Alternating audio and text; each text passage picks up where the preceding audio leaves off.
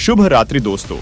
कई बार हम इस चीज का आकलन नहीं कर पाते कि कौन सा कार्य करने में हमें कितना समय लगेगा और इसके गलत निर्धारण से भी हमारे अन्य कार्य प्रभावित होते हैं।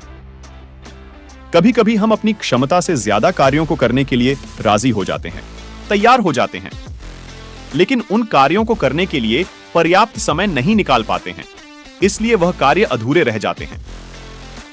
इसलिए सबसे पहले हमें यह देखना चाहिए कि हमारे कार्य करने की गति कैसी है।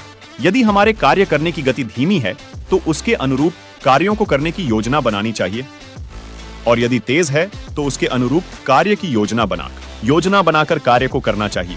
समय का सदुपयोग करना कोई मुश्किल कार्य नहीं है, यह आसान है। बस इसका सही अभ्यास करने की आवश्यकता है। अभ्यास के साथ साथ अपने आप का निरीक्षण करना, वह अपने आप का आकलन करना भी आवश्यक होता है। बेहतर यही है कि समय का सदुपयोग करने के लिए समय को प्रबंधित करें। समय प्रबंधन करने के लिए नए-नए तरीकों का इस्तेमाल करें और उनको अपनाएं। हमारे पास जो भी करने के लिए कार्य हैं, वे की पहले रूपरेखा बना लेना उत्तम है। यदि कार्य की शुरुआत सुबह से करनी है तो रात में ही इसकी पूरी योजना बना लेनी चाहिए और सुबह से कार्य को करने के लिए इस पर अमल करना चाहिए। इससे समय की बचत भी होगी और कार्य करने में हड़बड़ी भी नहीं होगी। कार्य करने में यह देखना जरूरी है कि हम कार्य करने के तरीके से परिचित हैं या नहीं हैं। जो कार्य हमने कभी नहीं किया, उसे सीखने व करने में अधिक समय लगता है, और जो कार्य हम करने के अभ्यस्त हैं, उन्हें पूरा करने में समय कम लगता है।